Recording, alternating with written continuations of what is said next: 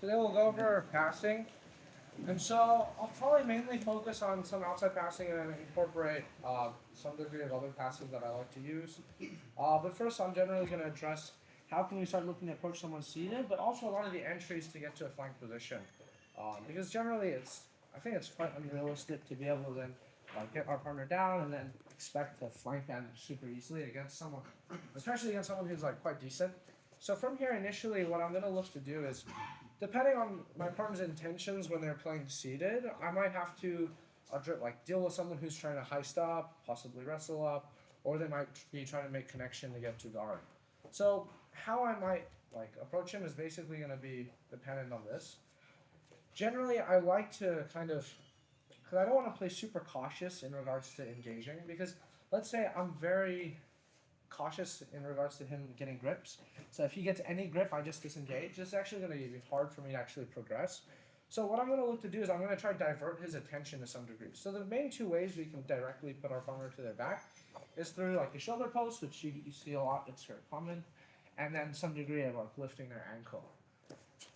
However, from here, if we were to just focus on one or the other, I feel like it's easy for my partner, because his hands are right now very readily available, to then address my grips that I make. So whether that be on the ankles, he can strip them very easily from here, or on his shoulders. The shoulders, I feel like, does carry a little bit more risk for me, because especially as I push him, if he takes like these elbow ties on me, he could even look to plant my hands to the mat, look to perform different types of leg entries. So in that aspect, I probably don't prefer using that as much. So usually what I'm going to look to do is I'm almost going to try kind of put out a probe here to kind of get his attention, to then hopefully get him addressing this, especially even if he's like looking at some form of 2-on-1 or something. This is great because then I've kind of diverted his attention to the shoulder post. So this is when we can start looking to expose the ankles. And vice versa as well. If I'm focusing a lot on the ankles, I'm looking to lift and he addresses this, this could be a good opportunity for me to then start looking to push on his shoulder and put him down. I like to combine this with not only like one another, but then also looking to flank to get an angle. Because understand, as a response to a flank as well, like when I flank my partner, he's going to react in a manner where he puts his back to the mat, and from here, I can start looking to like work what we're going to be talking about. But understand, he's doing this as a response to like some degree of back exposure and so on. Because if he doesn't fall to his back and stays here, this is pretty weird. It's unlikely, but this is the kind of risk he's going to incur. So if we feel as though it's hard for us to break through with any of these, we can incorporate some degree of gripping to then get to a flank and then kind of get this reaction where he puts his back to the mat. And let's say he elects to stay seated. If he's someone who's very competent in seated guard, instead of going to their back, they might really try to like square up to you, post their hands and so on. But notice by him posting his hands, it's going to be difficult for him to then address my grip. So in situations where he posts to face me, this is when I can get back to the ankle and so on. So we're going over different ways to kind of incorporate putting our partner to their back. It's basically a combination of shoulder posts, ankle grips, and flanking our partner. In regards to flanking, just one piece of advice, I would recommend reinforcing your grip somehow. Generally, I prefer, especially if I have this kind of wrist grip on my partner, to put it into their hip, just so when they try to strip it now, it's a lot more difficult than if I were to openly hold this. Because from here, the grip is exposed, he's going to be able to strip very easily and reset. Obviously, if he does strip, right, maybe we can go to the ankle and then start training it again. But if you do want to make a robust grip, try to think about ways to then start looking to he go here, he strips, right, then I can start trying to reinforce this, use this as a means to flank, and so on. So really trying to prioritize combining one another and trying to interpret where his attention is. I don't want to be here and he's addressing my grip so directly. I feel like his hands are high, we can go low. When he looks to address this, well, maybe I can change my grip and so on. And really just combining this. So what I want you guys to practice and what I want you guys to do is I'm not going to give you too specific of a sequence. I kind of want to give you some examples, but then also ask your partner, okay, what are you going to do from here? Think about, okay, how can I chain this into something else, and so on and so on. Something I want to really encourage is this dialogue with your training partner as you practice this. Because then I think it's beneficial for both parties, because one, I'm getting an idea of the context and my partner's reactions, but then he also gets an opportunity to kind of respond. That make sense? Any questions? All good? So how do you start with the first move? What's the first move? Yeah. So the sequence doesn't really matter. If you notice his hands are super high, I'll probably go to his ankle first, try to divert his attention, then go to the shoulder. Oh. So you could do it the other way. His hands are low, shoulder first, and then ankle. And then off of these responses, like he's responding to this, reinforcing the grip, and then look to cut an angle and so on. And then we'll talk about like maybe specific types of footwork and so on a bit later. But right now it's just like a brief introduction. The goal is always the flank. To get him to his back. His So back, okay. I could flank him. He faces me, and square. Nice. And then I get to an ankle grip and put him to his back.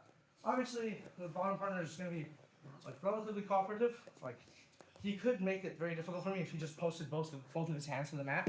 And okay, now I can't put him supine. But then this is a little bit irrelevant because then you'd be exposing the waist and so on. So first on bottom, like keep this in mind. We're focusing on this type of situation. Make sense? All good? Sure. Is your priority more, you kind of answered it already, is your priority more to flatten them out, or are you setting up a move, looking to set up a move as well? So for the purpose of what we're going to go over today, it's mostly going to be contingent on him being supine, right? And so we're going to basically go over supine situations for the most part. And so for us to do that today, we're going to want him on his back. But if that's not the case, there are other alternatives that we should go into. Like we discussed just now, like let's say I'm trying to put him on his back and he's just posting. I can't really catch a supine guard anymore, but he's just giving me other opportunities. Usually like a body lock's very common, or a tripod, something like this. Does that make sense? So don't get tunnel vision in the sense where if he does this, you don't know what to do. You just understand it's something different. Yeah? Thank you. Yeah, no stress. All right. Sweet. 1, 2, 3. All right. So we'll now kind of go into a little bit more detail, because basically just now was kind of just like a rough outline of what we'll do. But now I kind of want to talk about some grip specifics as well as some footwork specifics. So one, when we look to make these grips, we have to anticipate resistance, right? So it's very likely that our partner is going to look to strip our shoulder post or ankle grips, but they're not going to strip them and then just completely let go. Usually they're going to try, if they're any good, they're going to try strip and go into some form of offense, right? They're going to try to get their own grip, try to attack me, and so on. So I think there's a lot of specifics that one should consider in regards to anticipating this and then chaining to your own attack. So just now we went over a reaction where from here he takes like a 2-on-1 or something, and then I could strip and I could like pass off to my own 2-on-1, etc., etc. However, especially when you strip to regrip, there's a lot of steps that kind of need to take place in order for you to do that, and sometimes they kind of disengage as this happens. So like let's say you get a 2-on-1 here, I need to strip and then look to make my own grip. Sometimes, especially hand fighting is like quite a fast paced a lot of the time. So what I prefer to do, especially when my partner has like a 2-on-1 on me, is I'm actually gonna, instead of looking to strip the grip directly, and since most of you are here, we'll actually be angled this way. Lean this way, like face this way, perfect. From here, what I'm gonna look to do is actually I'm gonna play with like almost a thumb post at my partner's wrist, and we can play with either thumb below the wrist or thumb above the wrist. This basically depends on the grip my partner makes. If his grip is above my wrist, we go up. If his grip is kind of like an upward facing grip, we kind of go down. But from here, what we're going to do in order to make this successful is I want to take his elbows away from his body. So keep your elbows tight. Yeah. From here, I'm not going to be able to do this. I'm going to try to take a grip on my partner's elbow, and I'm basically going to look to move and off balance him as I do this to then actually make a grip for myself. So if we take this out of the context of the 2-on-1, so just take away that grip. Yeah. From here, I'm basically using this to take his elbow out of position and drag his arm across his body. Notice that when we do this, I can start looking to re-grip and make my own grip. And this is, especially this movement, kind of really chains well into and kind of pushing it into his own body for the purpose of flanking. As opposed to if I were to just try to do it from here, I keep a strong grip. Yeah. I really don't think I'm going to be able to make this grip on my partner. Here I'm going to have to resort to stripping and, like we were doing before, kind of put him down this way. But for the purpose of trying to get this angle, when he gets this 2-on-1 on me, if his wrist is over my wrist, I'm going to play from here. If he's like an upward facing grip, I'm going to go downward instead. But we're basically using this kind of a V post for us to basically make a grip on our partner, turning his grip to my grip. So important we take him out of position, and to some degree, we ideally get him to post, right? If he doesn't post, this is fine, because let's say he falls down. This is when we use some degree of footwork and kind of work against the supine opponent. So if they want to stay seated, they post and let go. We get our grip and work from there. If they don't let go, in here. Usually that means they're probably going to concede supine. You're just going to have to use some degree of footwork to deny them connection with the lower body. Next, outside of this grip, so basically, I want you guys practicing this, where you move this grip across to get your own grip. Next, and something that works kind of in conjunction with this, is my own footwork.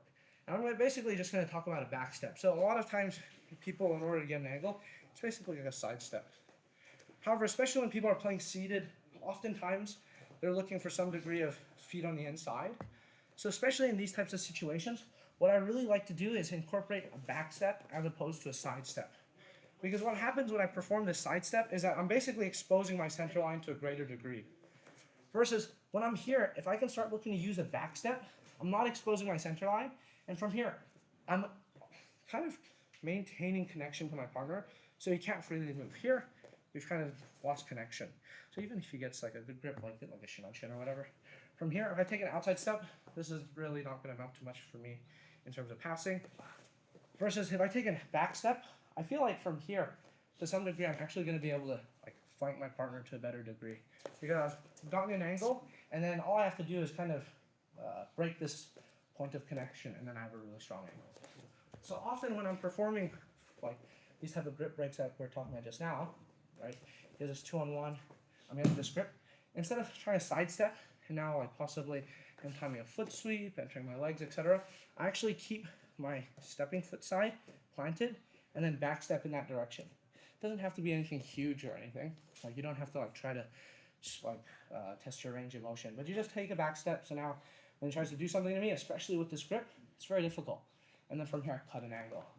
And from here, whether he decides to concede right away or if he tries to face me, this is going to change very well into what we were doing earlier. Does that make sense? Mm-hmm. Not saying you should have to only use a back step. There's a time and a place to sidestep, especially if I'm here. Nothing wrong with sidestepping from here because I'm not really exposing myself. But especially when I'm in front of my partner, I really like the use of this back step. Does that make sense? Mm-hmm. Any questions? So just using this grip in conjunction with a bit of footwork. Okay? All right, 1, 2, 3. Now we'll basically follow up into a situation where we're actually like flanking a partner, what we can do from there, counter reactions, etc. But something we have to know before this, and I got asked about this earlier, and it's very important. Whereas as we do a lot of what we're describing, it's very important that we keep head position. Because head position, through this whole process, I think it's very important for me to actually fight for this. Otherwise, if I'm here, like I can perform all this footwork and hand fighting. The hand fighting can make it so that it's hard for him to attack me from here, but it's still going to be, I'm going to incur more risk by not fighting for a head position. Because from here, let's say he's a very good wrestler, he comes to his knees, it's likely they can start finding a way to make this problematic for me. So what I often like to do is, off of these, like we talked about all these grips and so on, I'm really fighting for this head position. The ideal for me from here is to have my head going into the side of his head. I find that even if he keeps this 2-on-1 on me, right, if I can win this battle for head position, if he were to go into offense on me, I'm like very prepared to be able to either pummel my legs, move to an angle, ride his feet, etc. It's going to be quite easy for me, as opposed to if I were in an upward-facing posture. I feel like this can be very problematic. There are benefits that come from me actually winning this battle for head position. One, I can kind of see what's happening. This makes it like really nice for me because let's say I'm not necessarily sensitive to what my partner is doing. It's very easy for me to, okay, his right leg's extended, his right leg's wherever, and then I can start looking to address this. As opposed to if I were up here, he's winning head position, now it might not necessarily be as clear. And it sounds funny thinking about being able to see something as like a factor, but this can be very much exaggerated in the standing position where if you're like in an over-under, you can't really see the footwork. This is going to be a difficult thing, especially if your partner is very good from there, especially with moving their legs. Because once you get used to this, you can probably do this like foot pummeling and kind of know where their feet are without looking. But especially initially, I think it helps me a lot. Even outside of the benefit of limiting his attacks, it does provide like an added benefit to this. Right? Like if we were standing and like in an over-under, if I'm here, let's say his foot sweeps are sick, it's going to be very problematic for me from here to actually defend all of this because he's going to hit off balances. I don't know where everything is. It's going to be problematic. First, if I were to have my head here at an angle, now I can kind of get a better understanding of what's happening. So this is kind of like an added benefit provided by winning this head position outside of limiting his own attacks. However, now we'll kind of go into a situation once we've gotten our partner supine. So we talked about a lot about engaging. We talked about like different ways we can get them to their back. Now, once we've managed to get this angle, so let's from here, if he's just like in a conventionally supine position, depending on the positioning of his legs, we might look to either move him more or move myself more. It's always going to be a combination of the two, but depending on the state he's in, it's going to often lead more into one or the other. I like to, let's say I've made a decision to pass to one side. You're going to have to incorporate some degree of misdirection, but when we do decide to, okay, I'm going to like really try double down here, even if it fails, this is fine, but I like to orient my hands in a manner where both of my knuckles are facing in one direction, as opposed to these symmetrical grips. And the reason I do this is because I think it provides a certain degree of robustness to the near side leg. And we'll talk about like the job we have to kind of accomplish in order to like, stop their retention. But the near side leg can be very problematic because let's say I'm playing with a conventional grip here, right? He can start looking to pummel this near leg out, and the only thing that's in my way is just my own thumb, because he can pummel the leg out, and all he has to do is kind of beat my thumb in this position. Versus if we were here and I have my knuckles, like so I have like all four fingers over it, now when he tries to move from here, it's a lot harder to basically, it's just more obstacles in the way. And especially if we start looking to kind of feed this into the like side of my own leg, now he tries to pummel out, it's actually quite difficult to pummel this near side leg out. And a lot of our attention can then therefore be on my partner's far leg. If we were to play this conventionally, I feel like it's often going to be the case that your partner pummels out. In regards to like how we kind of set this up, because sometimes it's not going to be a situation where, oh, I just make connection to my partner. To some degree you can aim for this, but as they pummel, you can also work like with these kind of like going underneath and swiveling to get these grips, right? And off of this, using this as a means to cut an angle. Usually I'm going to focus more on my own movement when my partner's retracted, and then, because from here, he makes no connection to me, it's going to be hard for me to like access levers, etc. This is more going to be me cutting an angle and getting this, and this is going to be less problematic to gain grips. But if he's extending and possibly looking to establish guards, this is when we start looking to use these pummels and trying to actually like kind of finesse these grips more or less. Something that I really like to do, and this is like, we're kind of like bouncing around a little bit, but especially when we're in like kind of like a split squat situation and I want to chain to a flank, this is like kind of a combination of a few things we were working on, but I like to transition from a scoop grip from this kind of split squat to a like upward facing grip, threaten a bit of a stack, and as my partner resists, we can start hitting a backstep, and now notice how we have this kind of inverted grip on our partner's near side. So this is a really nice way to chain into a flank position where then my partner's probably going to try to face me, and we're going to want to be able to try and maintain this spot. But right now, I basically want you guys practicing this footwork, and then from here, once we end in the flank, kind of the default position I want you guys to play from, and we'll elaborate on this a little bit more, is a hip post and some degree of connection to my partner's upper body. We'll talk a little bit later about how we can start like stopping retention, but this is our goal position. So that when we do practice a lot of this footwork, we kind of know the destination we're looking for. Whether this is a collar tie, over back, reverse collar tie, etc. I like having connection to the head, and I'll talk about that a bit later on why that's important. But I want you guys to kind of think about, okay, if my partner's extended, right, he's trying to make connection, like maybe he's at del hiva and so on. Thinking about ways where we can start looking to like misdirect and chain into these flank positions. And then when they start looking to retract, it becomes a lot easier. Thinking about the grips and the effect that has, and then just kind of practicing in a similar manner to before, where you have this dialogue with your partner. If you have let's say you have a hard time passing del hiva, you can have your partner in del hiva. Okay, think about ways to kind of chain this in, where it's like, okay, from here I'm going to try to unweight this, I'll switch to this kind of upward facing ankle grip. You can threaten a stack, they resist, and this chains in very well. That make sense? It's just a specific example, but you don't have to necessarily follow this. That makes sense? Sure. Basically, the effect of the grip and then getting to this hip and head grip. Okay? Sure. Any questions? You should have last sequence with del hiva one time, just something that Sure. They have this Del Hiva grip. I can start looking to strip. We can start going on this side. We're basically threatening a bit of a stack. And as they resist this, they're going to try to bring their legs back in. We can kind of feed it across and we chain it into this kind of inverted grip on the near side. And then basically hit the head. All right. Sweet. 1, 2, 3. Yeah, so once we manage to get our partner down, we talked about a few ways we can flank. Well, actually, this side.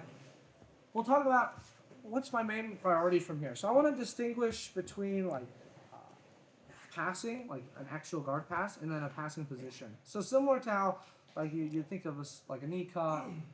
A knee cut can be like the passing itself, right? Is the actual pass, but it can also be a passing position where you look to actually maintain an advantage and pass your partner. You can fatigue them from there, etc. So this is similar to how I view this kind of flank position, where I'm not passing straight away. It's not like I try single guard pass and then we reset to neutral. I'm going to look to really double down on maintaining this position, maintaining this advantageous passing position, to then make it difficult for my partner to attack me and so on. We want it to very much, because think about it like this: if he's in a conventional guard, he can attack, I can attack. This is not ideal for me. Versus if I get to one of these passing positions, a lot of the attacks tend to now lean towards my favor. Where from here, the attacks he has on me is a lot less than the attacks that I can have on him. Especially the quality of attacks. The quality of attacks I can present is very high. Versus here, there are things he can do that can be offensive and problematic, but usually they're not going to be as threatening as the offense that I can present. So how can we look to maintain this position? It's largely going to be first very dependent on defending your partner's guard retention. Because from here, what he's going to do is he's going to use his legs to start looking to re-guard. Like let's say I find here, he can perform lassos, like a high leg, he can perform low legs, etc. And through this, he's going to be able to face me and take away my advantage. So I'm going to put a lot of time and effort into then really making these two things difficult. Taking this near side leg out and pummeling in this far side leg. So we talked about a hip post and a head post. Let's talk about how are we actually going to do this. I have my hand on my partner's ribs. I have my elbow inside of my partner's thigh. From here, I want to weight his hips to some degree. From here, I want to make sure that basically my head, shoulder, or elbow is on the inside of the far knee. If I'm just postured up from here, a knee shield comes in very easily, a lasso comes in very easily. It's going to be tough for me to stop his retention here. Versus I keep my head, elbow, shoulder low. He tries to pummel in a lasso, knee shield, etc. It's going to be quite tough, especially when I start flattening this hip. And we'll talk a bit about orientation of the hip later. And at the same time as I do this, I'm crowding this near side leg. I don't like to see people toreando out here, because I feel like there's a lot of space for your partner to then pummel their leg and so on. So I'm really trying to almost overcommit to crowding my partner's near leg. So when they try to pummel this out, it's actually quite difficult. So right now we're ignoring the far leg, but if your partner tries to pummel the near leg, it should be tough. We're almost following him from here. We can do this from a reverse shin. We can do this from almost a leg drag position. We can do this from knee to the mat. As long as our partner can't pummel the leg, this is going to be in my favor. And we're basically doing these two things at a time. So then you can think, why am I committing to controlling my partner's head? Understand that if they bring their head away, it's going to make it very difficult for you to stop your partner's far leg. So let's say I can keep double down on the snare leg, but by bringing his head away, it makes it very easy for him to pummel his lasso and so on. And it basically gives him a greater range of motion. So by committing to your partner's head here, whether it be a collar tie, reverse collar tie, over back, when he tries to pummel in this lasso, it's just going to be a lot more difficult. Whether I use my elbow, my head, etc. I can even just connect my bicep and my ear, right? If he tries to pummel, keeping the head connected, this is very problematic for him. So I'm making sure that I'm really committing and really trying to focus on keeping his legs out of the way before I think about, okay, how can I pass? Because now, if he can't retain, we can be patient and kind of wait for the opportunity to pass, as opposed to trying to force it from here, right? Because sometimes you get an angle, your partner's good at retention. If you have to force it, this is usually when they can attack you. So if you're comfortable staying here and not rushing, this is often when you can start really cooking your partner and then kind of taking what they give you instead. I do want to, this is very much preventative, but if your partner does manage to get, let's say they get a lasso in and so on, what I usually like to do from here, this is gonna be like a corrective measure, but I'm usually gonna look to almost like give them the lasso a little bit more. I almost like move away and feed their foot in between my legs, and use this as a means to then hit my like kind of back step to flank, for the purpose of then actually flanking on the opposite side. You can chain this to a bunch of other stuff as well. It's not like you necessarily always have to do this. I just take lasso me. Right, from here we can try pummel out, we can try fight a little bit. But let's say I feel like he's committed to this lasso. I really like trying to double down and bringing his foot in between my legs. Because from here I can threaten smash passes, he opens his knee, and this is usually where I can start threatening my back step to flank to the other side. So this is a really nice transition that I like when this does happen to fail, because this is something we have to anticipate. It's a dynamic position, my partner's resisting. It's not like it's a very slow-paced thing that we can 100% prevent. We have to like have contingency plans. So even when this does fail, right, I'm here, this Pablo's lasso, I kind of sag away, because if I'm here and I open my chest, I can't bring this foot across. I concave my body, sag away, and feed his foot in. From here, we can threaten smash passes, but usually they're going to bring their hips close, and this is usually, like, if you bring your hips away, it's probably going to be a bit worse. But when you bring your hips close, right, like bring your knee in, keep a good butterfly. This is usually when I start like really liking the back step to flank my partner. Does that make sense? So, near side leg, we can crowd them. How we crowd them, there's a lot of ways. Reverse chin on chin, it's kind of like drag, knee drop. Don't worry about the specifics too much, as long as you can like, again, and this is why I encourage like a dialogue with your partner. Ask them, okay, can you try pummel the leg out? And from here, should be difficult. If you're like maybe too low, he's gonna probably pummel his foot to the inside, right? Especially like this one. This is something that people have issues with. It's like this type of butterfly. Okay, now we know to avoid this. How can I make this difficult? I'm gonna put my leg above the knee line. Even if I'm in like a leg drag position, I don't want to be here. I'm here, and so on and so on. So kind of having this dialogue is gonna it's almost like a tool for you to understand the position more deeply, as opposed to me telling you everything that's gonna happen. I kind of want you guys to be able to think about this, and so instead of trying to remember what I'm doing, you can kind of go through this process of problem solving to then actually try to find what to do. Does that make sense? Mm-hmm. So different position on the near side, controlling the far side, using the head to limit flexibility, and when they do actually manage to lasso you, like the frame and high leg, kind of stepping over, switching sides. Obviously, taking into consideration these aren't the only options. I like to also have butterfly pass a lot from here. But for the purpose of like what we're doing today, this is when just switch sides and do the same thing on the opposite side. Does that make sense? Any questions? The backstep helps with not getting butterfly, right? Mm-hmm. Yeah, you don't really expose your center line. If I'm here and hit the butterfly hook, I can't really like open my legs to switch to the other side. I have to like actually get this back step to do so. Not just saying it's swallowing on the side of the whole center. Split squat. Pardon? Want you to have one under leg of the back and swallow you back to From the flank? Yeah. This, I mean, depends. Yeah, great answer. I'm just gonna say it depends. Now, basically, a lot of times, like, let's say I'm trying to pressure into my partner, I like to be on my feet because I feel like I can drive more weight in, I'm more dynamic. But sometimes, let's say it's super slippery, I might just slip. So sometimes I prefer being on my knee because I feel like there's less risk of me slipping and falling, and I feel like I can stay closer to my partner, right? So usually, slipperiness can affect it. The attacks that I like may affect it. Like from here, I can't really knee cut very easily, but from here, switching to a leg drag might be very good. Versus here, a knee cut's very easy access for me, but then again, there's that risk of slipping maybe, and this is something you're gonna have to consider. How you're not getting screwed from that position? How you putting your weight when you're doing the step on that side? Yeah, so from here, when you manage to hit this lasso on me, I'll face it towards you. He lassos, I sag away, I step my other leg up, and I feed his leg in between. I'm almost more or less forcing his knee to his chest ideally, but I want to drop my chest into the front of his knee. Because if I'm here, I feel like from here he might be able to hook and kind of face me as I try to do these movements. But I kind of like drop my chest to get his knee to his chest. So now when he tries to access and use this hook on me, it's quite tight. From here, this is when we can start passing. It should be hard for me to see. And using your hand behind the back, lower back, help crash down, right? Just knee to chest. Hand behind the lower.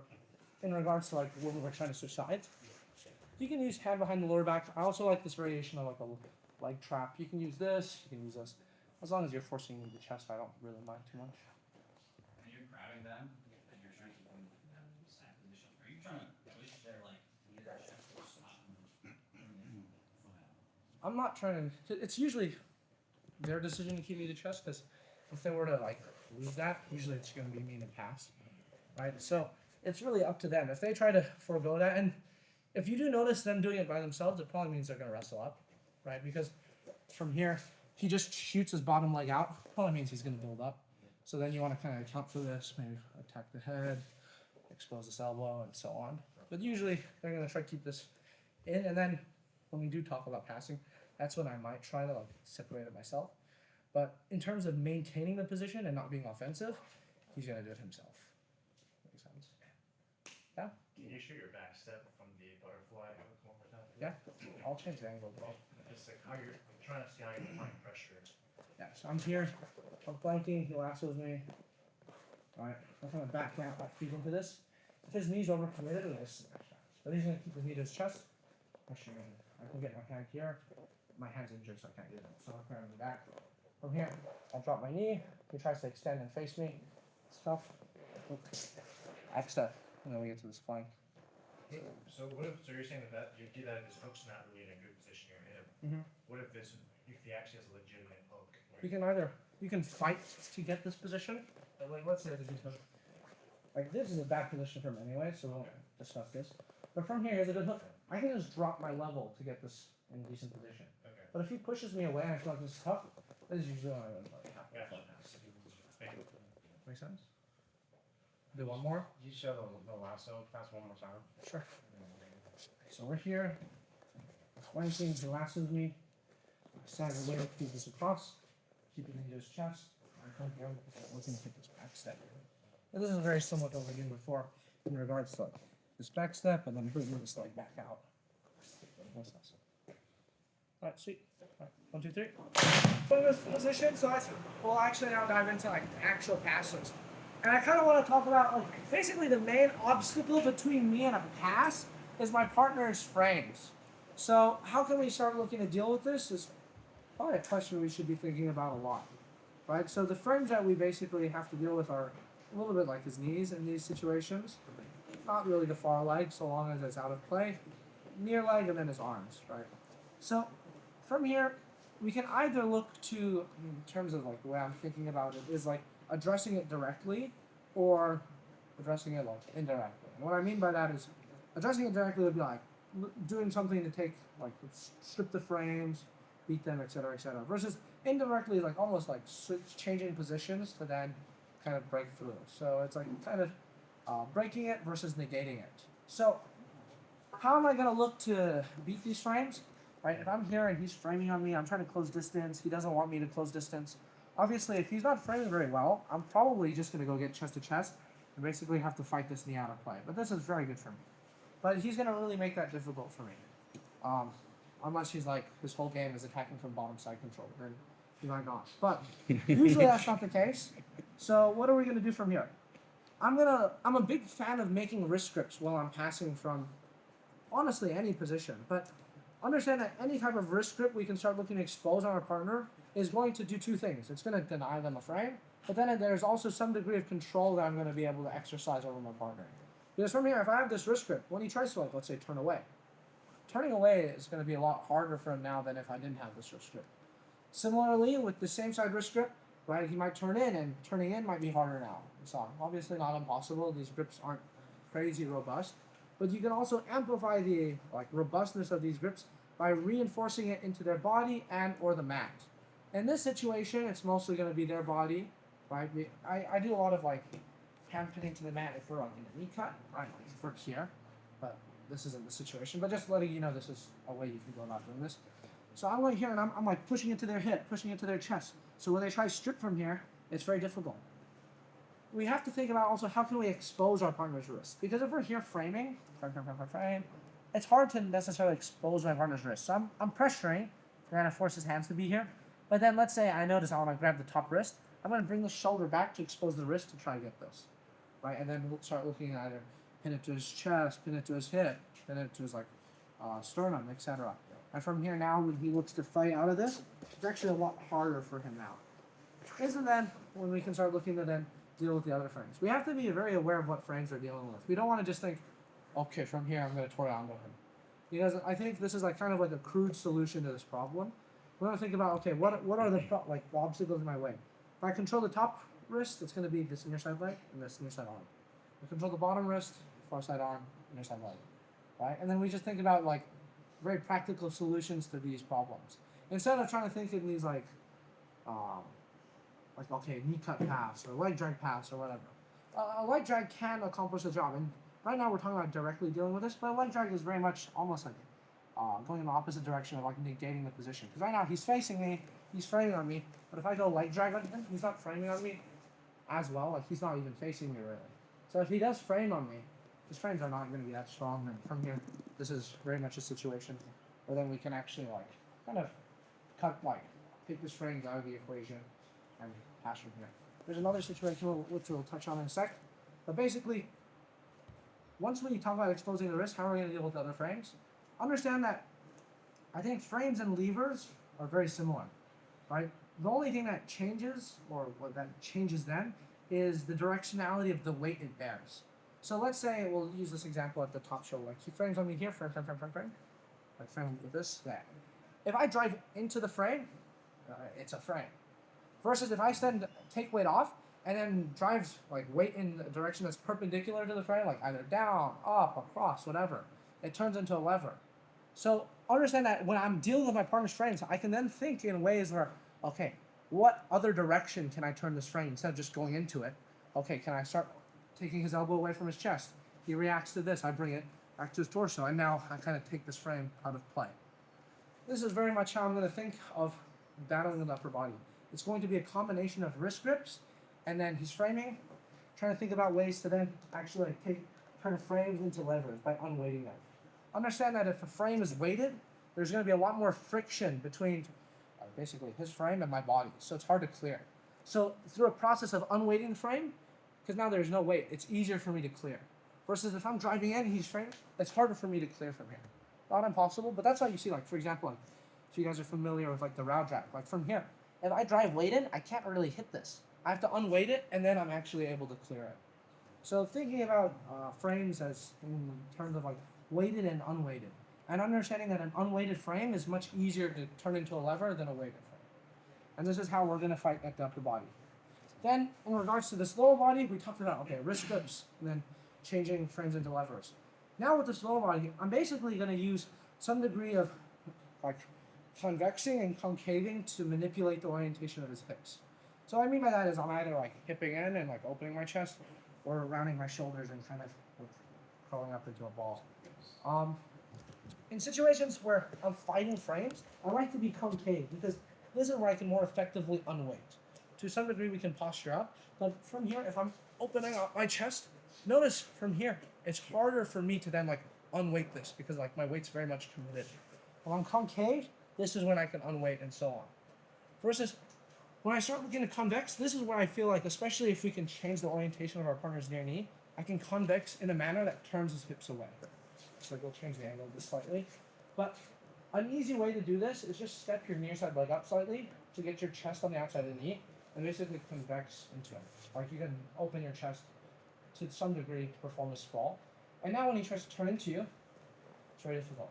We have passes we can chain into, but also by doing this, even if I don't pass right now, this is also a great way to negate my partner's garter tension. So similar to how we talked about the leg drag earlier, this is basically doing the same thing in regards to actually turning his hips away. Because now when he tries to, like, let's say he tries to lasso me, he's not really going to be able to lasso me from here, right? Similarly from the leg drag. So understand, I'm often going to interplay this act of hand fighting and beating frames with the act of then reorientating my partner's hips. And usually it's going to be turning away. You can kind of double down and get them to turn in and hit an E-cut. This is pretty simple. So trying to incorporate these two as well as like fighting the hands is often how I'm going to find myself breaking through. Does that make sense? That's a fairly wordy or less practical. But basically, to summarize, we're thinking about beating the upper body. When we think about beating the upper body, it's going to be wrist grips as well as turning frames into levers, right? When we want to turn frames into levers, he has to frame on me. If he doesn't frame, we close distance. But when he does, we unweight them by playing in a concave position and then clear. And it's through this process of clearing where we can close distance. If I don't completely close distance, he reestablishes frames. We keep going, and then we can use a combination of wrist grips and so on. And at the same time, we're going to look to reorient our partner's hips. So whether that be circling to a leg drag, whether that be convexing and turning his hips away, whether that be he resists turning his hips away, he really doubles down to face me, and I can time the knee cut, and so on and so on. There are a lot of other things we can do. I'm not going to talk about everything. Like obviously, top spins are great. Going over the legs and leg riding is great. I understand like contextually these are things you can do, but roughly speaking, what I'm thinking about in terms of actually getting to a pin is his upper body and his lower body. These are the two ways I'm going to break through. Does that make sense? Would it make sense to give like a convex look to bait a frame and then turn it into a lever by going concave, or do you say forget that and just stick with You could absolutely, yeah. You switch. I switch between them all the time because the likelihood is like once you clear a frame, it's not going to stay clear forever. He's going to try like bench you off a little bit, push you off, and you're going to have to. Realistically, it's going to look like you beating a frame. He reestablishes. You beating again, and it's going to happen for a few cycles of this, and then it's usually that they're going to kind of wear out, or you're going to really break through it. You know, so it's not going to be okay. The moment I clear one frame, he's never getting it back. So I'm often going to have to switch between these looks to actually break through it against an opponent who's of my skill level. Right? Does that make sense? Okay. Any other questions? That's it. 1, 2, 3. It should kind of communicate to you how I would go about training this, and just roughly how I like to go about training. And then we'll have like position around, and you guys will switch to a top-bottom type situation. And then we'll have a bit of a Q&A afterwards. But basically, the way I would structure this is understand, like, at least if you want to design a specific round, you kind of want to have a goal in mind. And so this goal should be relatively reflective of, okay, what's effective and what's useful. So for what we're doing today, there are a few different ways you can angle it. You could have a specific round where it's like bottom person looks to stay seated, and I look to put them supine. Bottom person looks to like keep facing me, and I look to cut an angle. There are a lot of things that you can really try to like fixate on, depending on what you feel like you have the most trouble with. Because if I feel like, okay, once they're on their back and I get to this flank, it's sick. I feel like I pass everyone. But then you have a lot of trouble getting there, you probably want to focus on that, and so on and so on. So think about it in that way. Similarly, if we do already get them to their back, we can also think about ways to then, okay, maybe if they're already supine and I feel like, wow, I can't get the angle, but once I do get it, I feel good. Then we think about ways to actually enter an angle against a supine opponent. We can also think about, and so this is very much entry. This is, in my mind, there are 3 phases to this. There's entry, maintenance, and offense, where I can enter the position or whatever I'm doing. And it's a lot of this, like, specific rounds you can design or about the entry. You can make it as specific or as broad as you want. Then we have maintenance, which is going to be whatever advantage I've managed to gain, how can I maintain this advantage over time? So this would mostly be just me holding this and not even worrying about passing, so that I can practice the skill of maintaining this position. And then we have the offense, which is actually the passing or whatever it may be. And then you can combine the two, right? You can have like entry with maintenance, you can have maintenance with offense, etc., etc.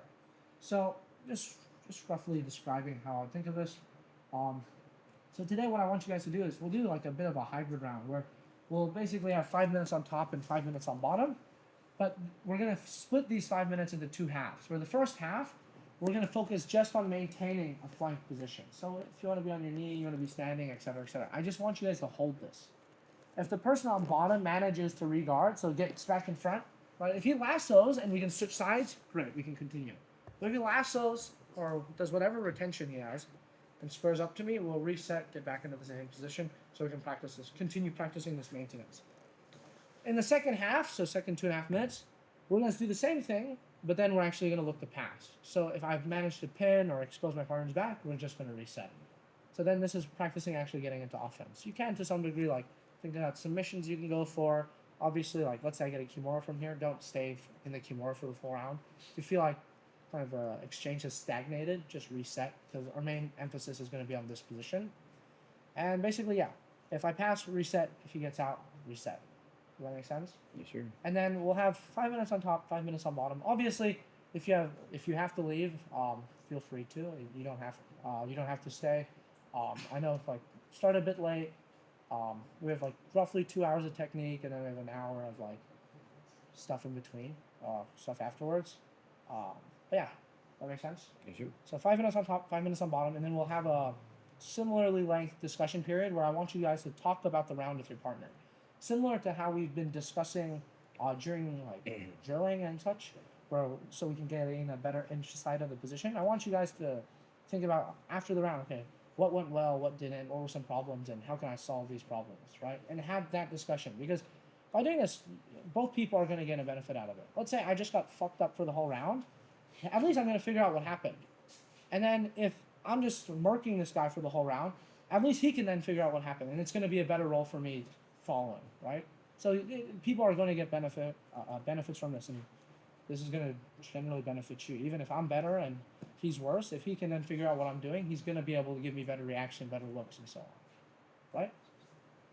Sense? Any questions? 5 on top, 5 on bottom. We split the 5s into 2 halves. I'll let you guys know when halftime is, and then yeah, so get a sip of water and we'll get started. All right? 3, 2, 1. When you're maintaining and you're kind of in that, you're maybe stuck in that position, maybe good back and forth, will you ever kind of give space so that he does starts to get that lasso in and pull it back? Yeah, Would absolutely. it, The lasso, I anticipate a lot of my attacks come off of my opponent's lasso, like whether it's the half butterfly or switching sides. Especially if you want to switch to their bad side. Usually, like people are worse at retaining guard on the left side. So like most of the time, I'll just like lightly commit to one side, anticipate that they're gonna resist, and switch to the other side. And usually, this is gonna be a lot easier because most of the time people aren't practicing the guard tension on one side. Got it. Usually, people kind of exploit that. If that makes sense.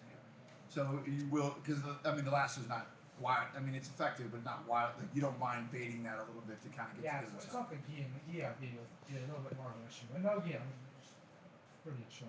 Right. So yeah, I don't mind it at all. I think you can definitely like, kind of give it a little bit and see that kind of offense. Yeah, thank you.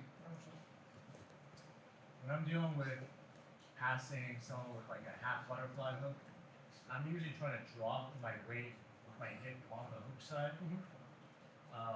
But I've seen you kind of step over it. How are you setting them up to feel comfortable stepping over it? Is it someone who's generally a little shorter than you, or do you feel like you can do it with someone equal length, limb length, maybe even longer than you? Is there a way you kind of set the hips up to feel comfortable just stepping over the same side? Yeah, so I mean the height really doesn't matter to me. I mean if they're shorter, I guess they can maybe ball up a little bit more. There's like less space. But outside, I can still hit this on shorter people. The way I think about this is, I'll move towards the butterfly hook if I have upper body position. Because let's say I don't have upper body position and I try to like go like over the butterfly hook, he's just gonna answer my leg, right? When I do have this, great, he's not gonna answer my leg. In situations where I don't have upper body position, let's say he pushes me away, push. I'm gonna actually sag to the other side. I can step over from either situation, right? I can step over from chest to chest, and from here to step over is pretty easy. Or I can step over when I'm like kind of sagging to one side. The reason I'm sagging here is because, to some degree, we want to limit this kind of it's called this leg entry. So we're kind of like working in the opposite direction, and understand that usually when we're chest to chest, not only do we want to go that way because he's weaker, but we also want to avoid moving away from the butterfly hook.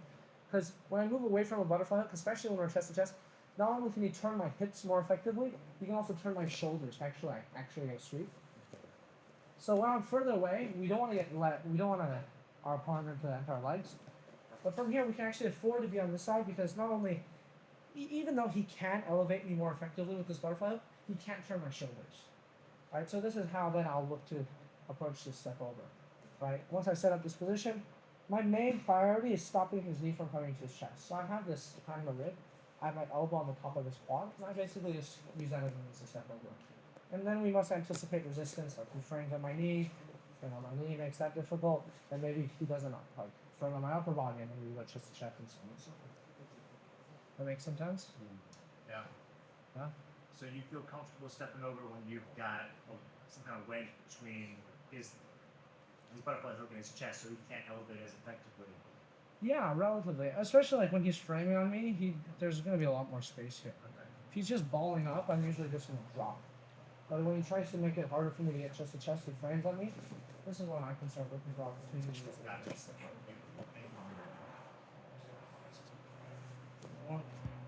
You were going to found that the main trap in the front, if you get everything you want, but you're serving kind of public for the five and rank up in the group, is there anything that you can expect them to do other than wrestle up? Because I felt like there wasn't much for them to do. I wanted to go to the top. I mean, the near side leg, if they do free the near side leg, you should anticipate like a Matrix, Keymaster type situation.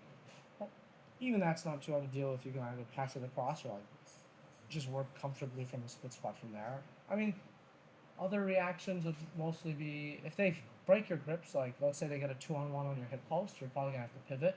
But you can also just pivot quite naturally into like either like a north-south pass or like near side tight waist and stuff like that. So I don't think it's anything too alien or obscure. Usually I just think of it as like either conventional retention with the near side or far side leg, or they wrestle up and then working off of that. And then when is it appropriate for you to go to your like reverse block? If you're looking to pass, and then maybe you look to do that a lot when you swim again for the reverse block. Yeah, I mean usually when they expose their waist. Otherwise, like it's gonna be them like maybe coming up a little bit, maybe if they pop up onto an elbow and stuff like this. If they're on the side, I don't think I can expose that waist to get that really long. You can play with like a near side hip block, right? So they can't bring their near side leg in. But like I mean I may as well done it, right? But from here, like let's say I'm flanking from here. If he's like propping up to try push me off, right? I can try clear frames and then like expose this to get the reverse body wall. But in situations where he's not propped up, you can have this hand here to stop his near side a little bit to stop his near side leg from coming in. But usually it's just gonna be similar in terms of making sure you can't lasso or use the high leg and then like fighting the frame and trying to like work from here. More. Do you mind going over a little bit? The tripod passing has been a big thing recently. Do you mind going over a little bit what you're doing with that free hand and where your pressure distribution is? Like when over like long range? Yeah. Yeah. I mean, this is actually a good question. When I'm in this situation, I'm mostly focused on, like, I want my hand higher than his head and outside of his shoulder. Because if I feel like I keep it too close, sometimes I don't think this is so useful, but it can be problematic where you just like crank on like a straight arm lock, and now I might have to back off a little bit. So I keep my hand above his head and outside of his shoulder. When he tries to do anything like that, it's difficult. And like they might try to take your hand out of base, right? They try to pop it off. But usually this is when I just step over into mount because by committing resources to try to disrupt my base this way, it's probably not gonna stop me from getting to mount. When are you implementing that deep underhook? You're doing underhook with the head on the opposite side? Yeah, you can do this on the near side or far side. Like when we're here, butterfly. From here, it just depends on like, let's say he's framing on me and I can clear the frame. Sometimes the frame will chain into an underhook, and then I bring my head across. Because especially this is more relevant actually in like a double butterfly, because I want to use my hand and clear his butterfly hooks to not be solely reliant on leg pummeling. Because from here, right, and he has double butterflies. If I just leg pummel, especially someone quite flexible, is problematic. So the reason I go underhook and the head block is so I have a free hand to then actually fight my partner's lower body instead of like just trying to hip switch and leg pummel. Makes sense? Yeah, for sure. Otherwise. There's times where like I try to go for that, like off the question, and I feel like off the entry, like using my head doesn't really get like deep enough, and I kind of start to get extended away from it.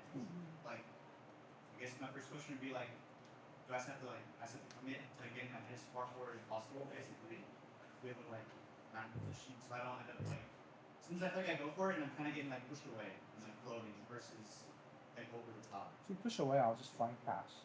So yeah, that was the main question. What do you do when you can't get like your head over there, so you start like getting like pushed away and extended out? You just want to flank and start going on the road basically. Yeah, so I mean, like, let's say I'm here, I'm gonna double overhand. He's pushing at me. I'm basically just gonna focus on like trying to get an angle and then work outside as opposed to like trying to go through the guard.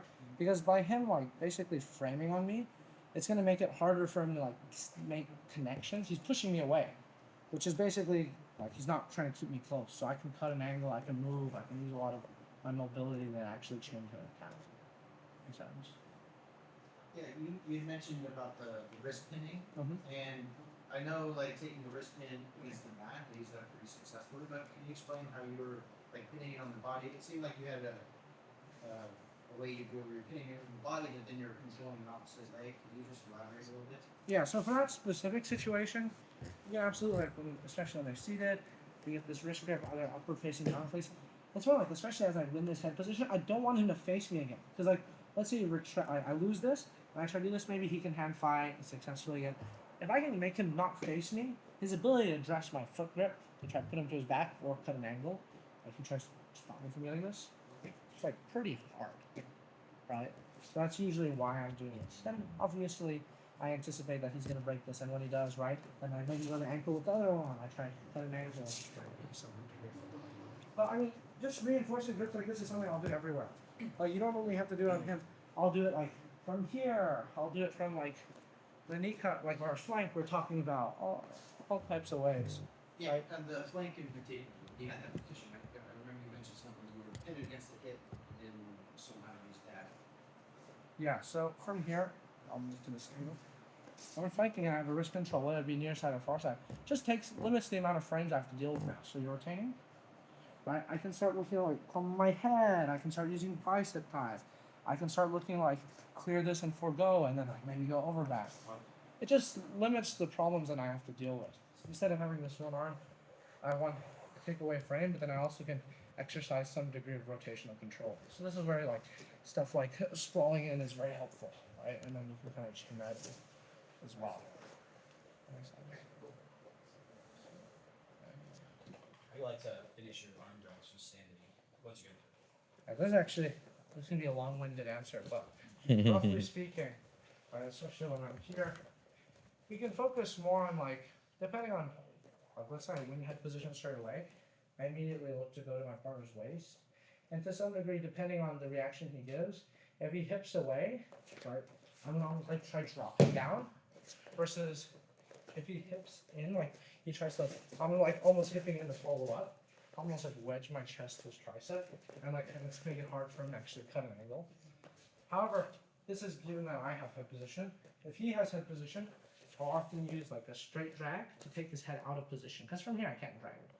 Like I do incur a little bit of risk too here, like he could maybe rush me or whatever.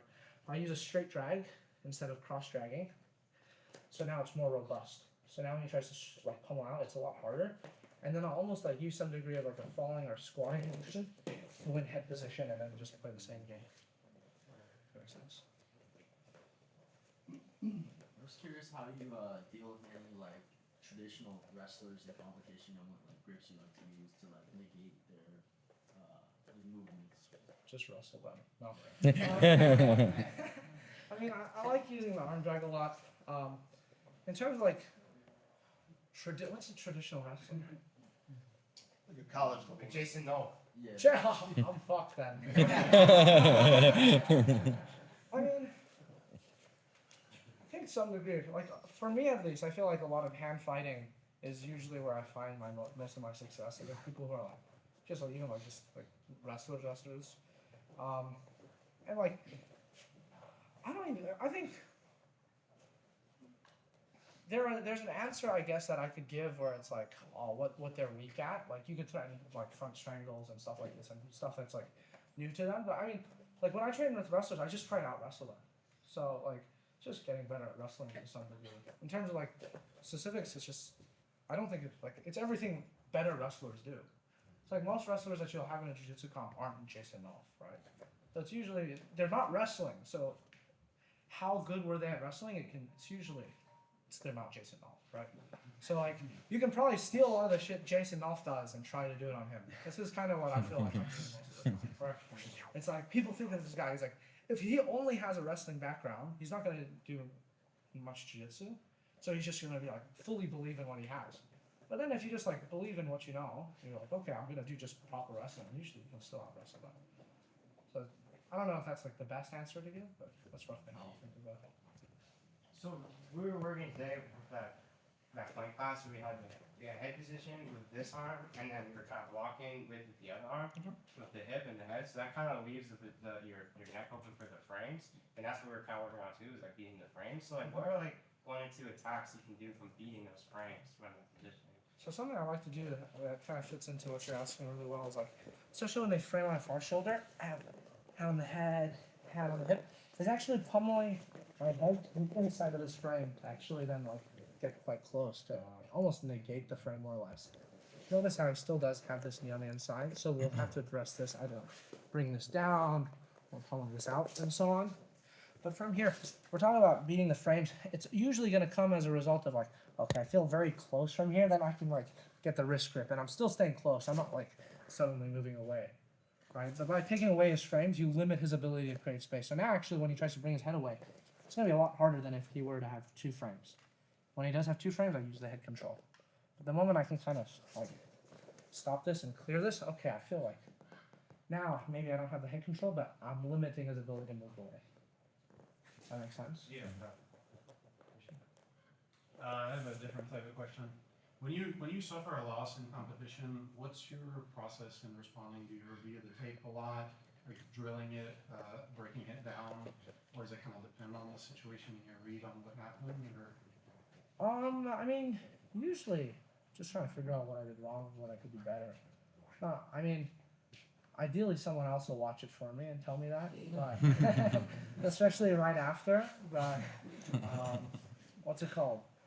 There's gonna be like some degree of like reflection and like, okay, well, if it was like more of like a mistake, like a specific mistake that's very actionable, you look to address that quite quickly. But then if it's like, oh, you feel like you could have done more, or there's like missed opportunities, then you kind of think about, okay, explore what are those missed opportunities, you know. And then usually it's in that order too, because usually you lose not because you missed opportunities, unless it's like a super tight ref decision, and that's where you focus on that. Usually you lose like, oh, you got swept, you got subbed, you got your back taken, whatever. You address that first, but then you also think about what else could I have done to like make more of it. I mean, it's hard sometimes. so maybe like you're looking for technique first and then strategy.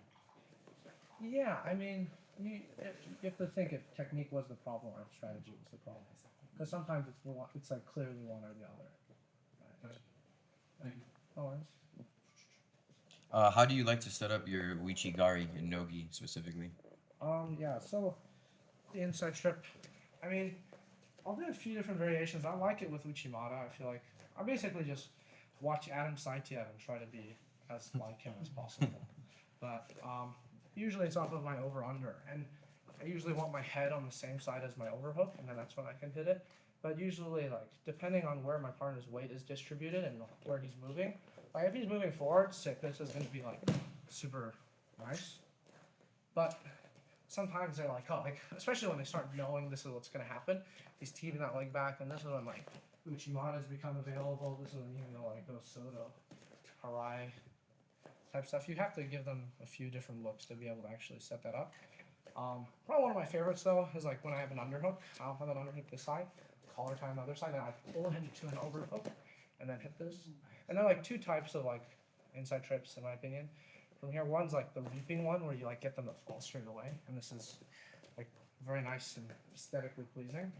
But sometimes like when that doesn't work, I'll also do like a hopping variation where then I'm basically looking to hop towards the hooked leg, like eventually like get them down and then like actually pin them. And then you can cycle between all of those where it's like you reap, you try to do the like reaping variation, that fails, you hop, that fails, and then you go Uchimata. And you can kind of play back and forth. If you watch a lot of Adam Saitiev, he'll just like spam these all together, and it's like one of them will work. That's pretty sick. Sweet. Thank you. From that over-under, do you do like this Lat Drop? Yeah, I mean, to be honest, it kind of came about as like I was like a random move. It wasn't something I like studied too much and then tried to implement. I was just like try something, you know. And then I've tried to like after the fact try to figure out what I'm doing. But it's usually like I used to do it a lot with my left overhook, but I'm trying to like bring everything to the same side now because I'll have like an overhook attack here, but then all my other overhook attacks on the other side. So I've been trying to like bring them all to one side now. And in regards to what I look for when I try to set this up, is usually my partner's hip's going to be far away. So especially in situations where like I'm threatening a body lock and he responds to this, or I threaten a Ouchi and he responds to this, when he's hipping away, I'm making sure to like, one, my overhook's quite deep. I don't want to be like here. Because if I do this, he's just going to post his hand on the mat and I'm going to lose this. I'm really like hiking my overhook quite high and then really focusing on a turn of his shoulder. So I don't want to just, again, I don't want to just fall and snap out from here. I'm not going to hit this. I'm really focusing on it. As I fall, I'm really turning my shoulders and like as a result of that, my opponent's shoulders. So I keep like triggering the hips back. And as like, I feel like I start to fall, I'm like really trying to get it to my own knees. And even if I do fall onto my own back, right, I'll fall onto my own back and then just still try to get up to my knees. And sometimes I can also recover it that way. But I mean, you kind of have to like full send it to a significant degree because you can't like half-ass it. Because if you do it, you'll probably just defend.